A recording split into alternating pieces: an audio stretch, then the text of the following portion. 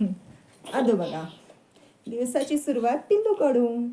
तर नमस्कार सर्वांना, श्री स्वामी समर्थ. माझ्या युट्यूब चॅनलमध्ये तुमचं खूप खूप मनापासून स्वागत करीत आहे. आणि त्याचबरोबर सर्वांना माझ्याकडून एक मिनिट, आय लव्ह यू. अच्छाच की हां अच्छा वा हां झालं का? बरं ठीक आहे, तिकडं बोल. सर्वांना नवीन वर्षाच्या खूप खूप खूप खूप शुभेच्छा छोट्या पिल्लूकडून. आणि काय, तुझं सगळं बोलून घे, मग मी बोलते. हा, आणि पिल्लूला बघा कसा ड्रेस घातला आज, आणि स्वतः बोलली मला हा आज ड्रेस घालायचा आहे. हो ना पिल्लू, कपडे वगैरे झालेत, वरती टाकायचे. झालं तर मी बोलू आता मी बोलू. मी काय तर बोलायला लागले तर ही बोलते मध्ये मध्ये. होय की नाही? तर सर्वांना आमच्या कुटुंबाकडून, माझ्याकडून सर्वांना नवीन वर्षाच्या हार्दिक हार्दिक शुभेच्छा. सर्वांची इच्छा आकांक्षा यावर्षी सगळ्यांच्या मनोकामना ईश्वरचरणी प्रार्थना. तिला खूप हसते आणि परी वगैरे आवरून गेलेली आहे शाळेत.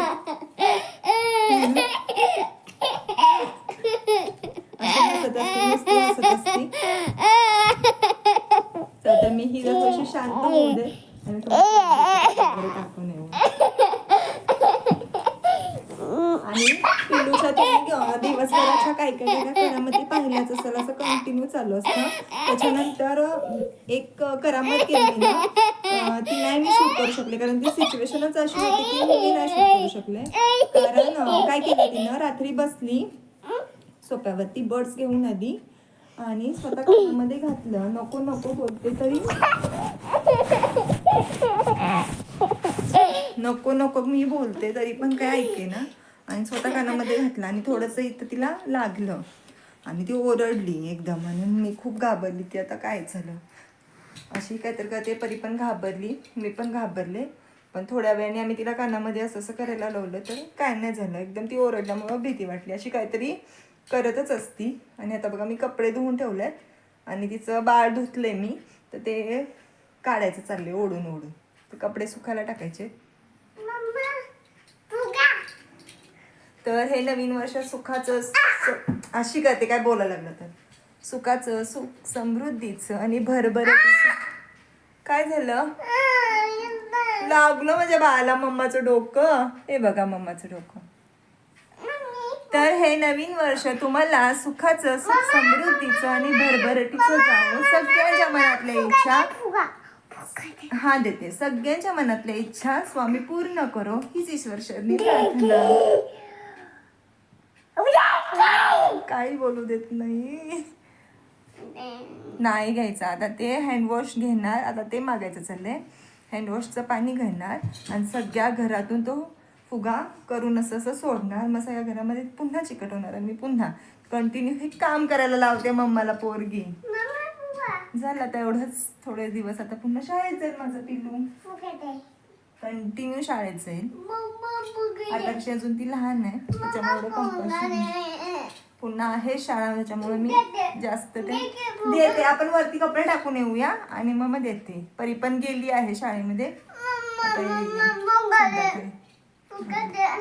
आणि सगळ्यात मेन गोष्ट म्हणजे मला जी आवडली, म्हणजे खूप भारी वाटतं की नवीन वर्षाची सुरुवात गुरुवारपासून होते. होय ना, स्वामींपासून होते. आणि सगळ्यात नाही आहे, माझ्या दिवसाची सुरुवात आणि माझ्या दिवसाचा एम स्वामींच्या नावानेच होतो. सदा माझ्या तोंडामध्ये स्वामींचं नाव असतं. झोपताना म्हणजे प्रत्येक क्षणोक्षणी, म्हणजे असं कायम असतंच. सुखात म्हणा दुखात असं नाही, पण माझ्या प्रत्येक असं श्वासात त्यांचं नाव असतं स्वामींचं. हो ना पिल्लू, आणि माझं पिल्लू सुद्धा श्री स्वामी समर्थ म्हणत असतं सारखं, स्वतः म्हणत असतं. तिला काही सांगावं नाही लागत, काही नाही, तिचं ती बोलत असते. चला आपण कपडे वगैरे टाकून येऊन पुन्हा भेटूया. पप्पा नाही आले बेटा. तर नमस्कार सर्वांना, मी मग काही माझं मत ह्याच्यामध्ये मांडलेलं आहे ते मी तुमच्याशी शेअर करणार आहे नवीन वर्षाविषयी. तर चला मग, नमस्कार. आपल्या सर्वांना नवीन वर्षाच्या हार्दिक शुभेच्छा. नवीन वर्षाला सुरुवात तर झाली, कॅलेंडरवरची तारीख पण बदलली, पण मनातल्या कपाटात साठलेल्या आठवणी मात्र अजून तिथेच आहेत. काही आठवणी आनंद देणारे आहेत, तर काही आठवणी डोळ्यातून पाणीही आणणारे आहेत. हे नवीन वर्ष काही थोड्या मोठ्यांचा अपेक्षांचा गजर करत आलेली नाहीत, तर ते काही गोष्टींची आठवण करून देण्यासाठी आलेलं आहे. गेलं वर्ष आपल्याला एक प्रश्न विचारतं, आतापर्यंत खूप धावपळ झाली, थोडं थांबशील का? मागच्या वर्षांनी आपल्याला खूप काही शिकवले असेल, काही गोष्टींवर माती टाकायला लावली असेल, तर काही वेळा आपण हरलोही असेल, काही वेळा गप्प बसून चालतही राहिलो असेल. हे नवं वर्ष आपल्याकडे काही मागचा हिशोब मागत नाही, ते सांगते जे झालं ते झालं, आता जे होणार आहे त्यात तरी जागा राहा. आपण सगळं एकदम तर बदलू शकत नाही. आपल्या मनातला आवाज ऐकायला आणि गरज नसल्या गोंधळातून निघून जायला शिकवते. तर यावर्षी एखादे स्वप्न पाहायला शिकवते, पण ते स्वप्न स्वतः निवडलेले असावे, इतरांनी नाही. सगळ्यांना खुश करण्याचे ओझे नकोच आता इथे. हे स्वप्न पूर्ण करत असताना काही माणसे टीका करतील, पाठीमागे बोलतील, तर काही लोक चांगलाही विचार करतील. त्या टीकेवर किंवा त्या लोकांकडे लक्ष देण्याचे महत्वाचे नाही, आपण आपल्या स्वप्नाकडे लक्ष देणे महत्वाचे. तर यावर्षी एकतरी स्वप्न मनात रुजलं तर हे वर्ष नक्की आपलं ठरेल. ते स्वप्न छोटं असो किंवा मोठं. आयुष्यात घेण्यापेक्षा देणे महत्वाचे आहे. शत्रूला क्षमा द्यावी, मुलांना आपलं उदाहरण द्यावे, वडीलधाऱ्यांना पूज्यभाव द्यावा, आईला स्वतःच्या चारित्र्याची भेट द्यावी आणि सर्वात महत्वाचं म्हणजे स्वतःला आत्मसन्मान द्यावा, जगाला प्रेम द्यावे. आणि कसं असतं ना, जोपर्यंत देणं घेणं चालू असते तोपर्यंत येणं जाणं चालू असतं. आपण जेव्हा देणं घेणं आणि आपण होऊन विचारणं संपतं ना, तेव्हा नातं तर संपतं, तर माणुसकीही संपते. पटलं ना? स्वार्थ हा विचित्र प्रकार असतो ना. तो काही लोकांच्या मनात खूप प्रमाणात असतो, तर काहींच्या मनात तो कणभरही नसतो.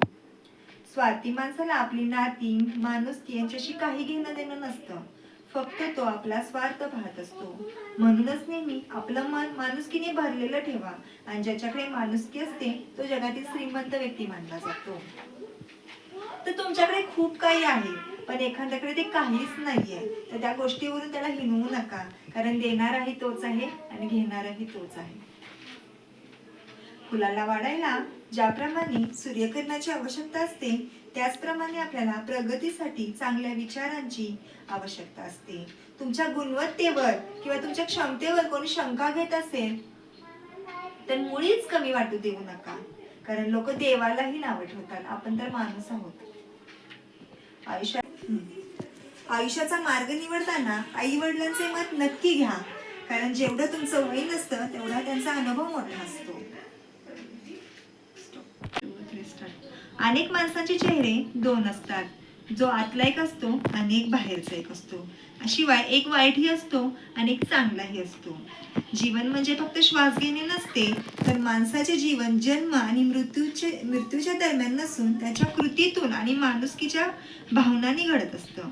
माणूस किती मोठं घर बांधला, तो किती पैसा कमवतो, यापेक्षा त्याच्यामध्ये किती माणुसकी आहे हे महत्वाचे असते. आणि तो इतरांना सुखी किती ठेवतो आणि किती आनंदी ठेवतो हे महत्वाचे आहे. सत्याचा मार्ग नेहमी काट्यानेच भरलेला असतो, पण वाईट चिंतणारी लोक आणि वाईट करणारी लोक असली तरी हे विसरू नका, नेहमी विजय हा सत्याचाच होतो. चला तर मग यावर्षी एक नवीन स्वप्न पाहूया आणि ते पूर्ण करूया. जर तुम्हाला यशस्वी जीवन जगायचे असेल तर चांगला चेहरा निवडा आणि आयुष्य तुमच्या पद्धतीने जगा. मग तुम्हीही आनंदी आणि तुमचं मनही आनंदी. पटलं?